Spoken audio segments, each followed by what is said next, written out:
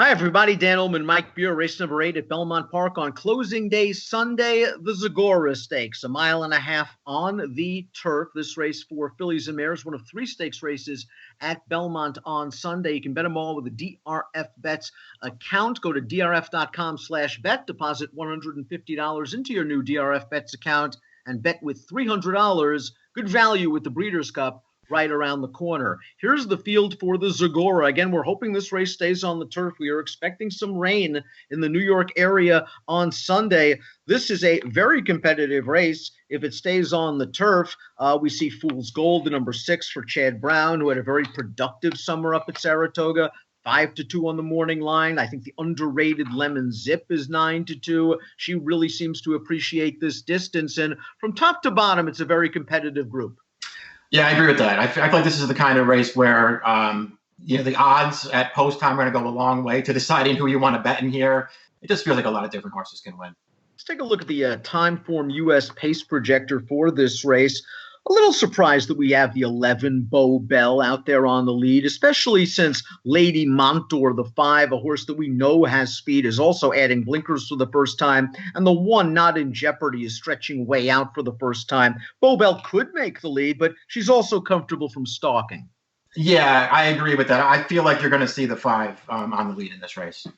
Let's take a look at Not in Jeopardy's most recent start. This is a vastly improving daughter of the Factor. And as you see, she's on the outside in the yellow cap, and she's 40-1 in the All Along Stakes. And she fights very, very hard. Not a Prada Price is a decent horse in the Mid-Atlantic area. That's just a little better than Not in Jeopardy. And she's going to tire from that mid-race move into the lead and finish 3rd. Now she's got to stretch all the way out. She is out of a Sky Classic mare. That should help her going 1.5 miles, but it's a big question mark as she faces better horses. Yeah, I mean, not stepping up to face a bunch of world beaters, but still stepping up in class. She has to prove it over the distance, but she'll probably be a big price again. Homeland Security won this race last year, went under the tutelage of Chad Brown. She is now trained by Christophe Clement, and she returned to her winning ways at Monmouth most recently on August the 24th. It was a short field, and they turn into the stretch. Lemon Zip is in this race. She has the lead. Here comes Homeland Security. Homeland Security on this day just better. Yeah, I mean, she was. Lemon Zip was sort of always on the outside while Homeland Security saved a lot of ground, and then Lemon Zip went with the first run while Homeland Security sat it out. But still, at the end of the day, Homeland Security is just best in this race. She likes this distance, Dan. Each of her last 3 wins, including this race last year, at 1.5 miles. It's her distance, and that can go a long way in races like this. The number 3 is Pamina, going out for Michael Dickinson. This one's had a little bit of trouble in her last 2 races. She's also been the beaten favorite in her last 2 races. What did you think of that Flaming Page race? I think she got a ridiculous ride in that race, and it really cost her at the end. I mean, I still feel like there's a question not only of how good she is, but how far she wants to go. I don't know that she really wants 1.5 miles, but the only time they tried it in that Flaming Page, she got a terrible ride in that race, and it cost her at the end. No, I think that's the question. The question is the 1.5 miles, but sometimes you just trust the mad genius, Michael Dickinson. Pamina, another horse that can get forward. The 4 is Sky Full of Stars. This one is trained by Christophe Clement, has raced twice for Clement. Really kind of got headstrong last time out in the way at Saratoga, opened up a big early lead. The idea wasn't bad from Joel Rosario. It's not like they were going that fast, but mare just didn't have anything left in the closing stages. She is a group winner in Germany, and I would expect this time around, even with Kendrick Carmouche aboard, we're going to take her back. Yeah, probably. I mean, I didn't mind the tactics last time, just to try something different with her, because she just really hasn't done any running she hadn't done any running in her first 2 starts over here. And so they tried something different last time, and that didn't work out. I don't really know what to say at this point, Dan. I just don't like any of her starts in North America. Lady Montour's big moment in North America came when she won the Grade 2 Glens Falls at Saratoga in 2018, and she couldn't have gotten a better setup. It was just a glacial pace. They went 3/4 mile in 1:21-1, and Lady Montour was loose, so it wasn't a surprise at all that she sprinted on home to win that race. We look at her 3 races this form cycle. The Sheepshead Bay, you can give it to her. It was her first race off of a very long layoff. She's just not as good as the Homeriques in competition of ideas, and Semper Centeniers going 1.25 miles. Last time out in the Glens Falls, she kind of bobbled a little bit and rushed up to make the lead. I'm starting to run out of excuses for her, however, and I don't like the blinkers on this horse. She already has enough speed. Yeah, I mean, I agree with you. She just, ever since she won her first two starts over here last year, and she was also, a pretty good horse over in France. She just really hasn't done all that much. She has been facing better horses. I didn't think her Glens Falls last time was terrible. No. You say after a little bit of a trouble to start, she was hanging there pretty gamely to about mid-stretch, and then she just totally gave it up. But again, they were better horses. I think this is a good spot for her, but I don't trust her. Fool's Gold is the number 6, and she won the way at 2 starts back. Very clever ride from Javier Castellano. It was a race with no pace whatsoever. He got Fool's Gold right up close, and she was able to hold off the closers, including Santa Monica, who we know is a bit of an in-and-outer and was an overbet favorite in there. Last time out in the Glens Falls, it appeared she was on her way to a very similar trip for the first half mile, sitting outside. But then the pace really quickened up down the backstretch and into the far turn. I think it kind of shell-shocked Fool's Gold a little bit. It was sort of a grinding type. She couldn't keep up with Mississippi, who ended up running a very good second in the Flower Bowl behind Sister Charlie. I think the Fool's Gold's last race is a little bit better than it looks on paper. She's solid. She's not the kind of horse that I think has such an edge that I want to take a short price on her. Yeah, I agree with you. And I know that she won the way over this distance, but I think that was kind of the right spot with the right trip.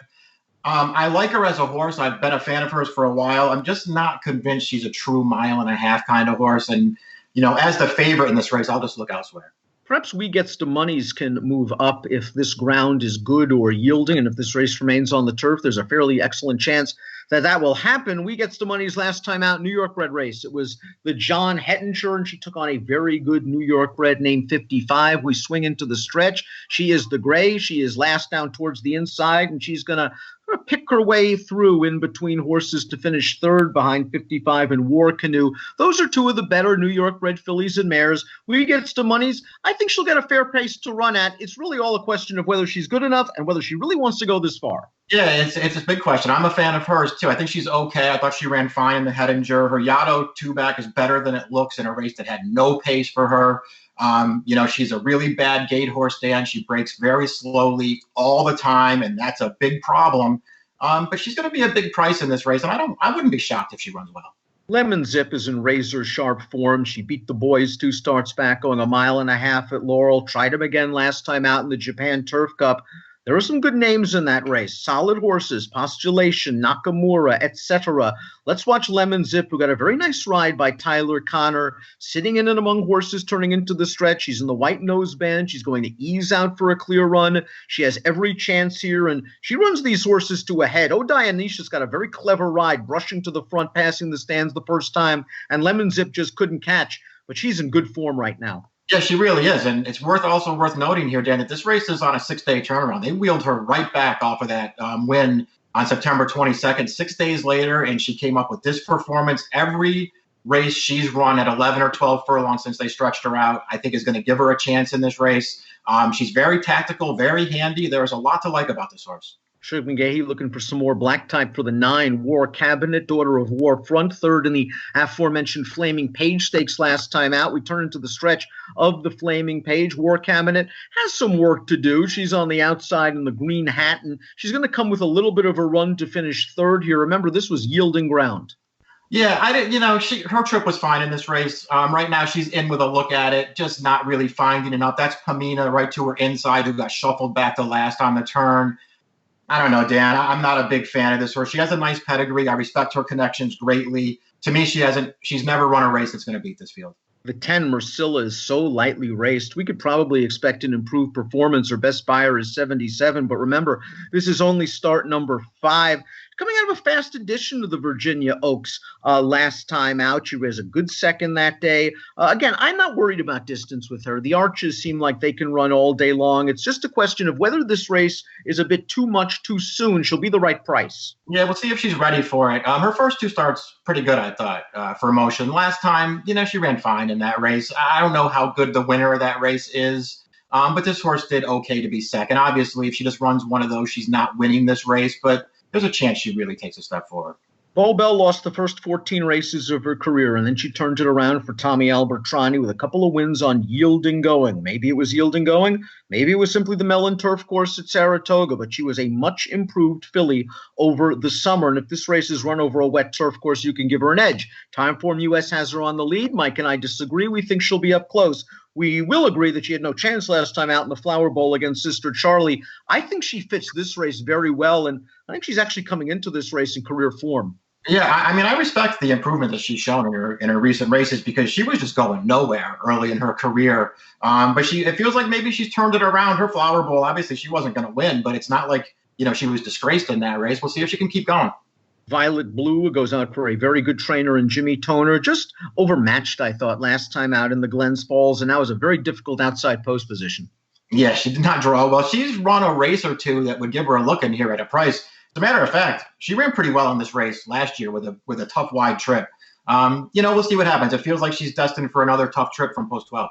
So many different ways to go in this year's edition of the Zagora. Again, hopefully it stays on turf. Who do you like? I ultimately just decided to go with Lemon Zip in this race. I just really like her form, and we'll see if she can handle stakes horses this time. I'm just going to give her the chance to do it at what I hope is a square price. I want 835. She's my second pick in here. I respect her consistency, her tactical speed.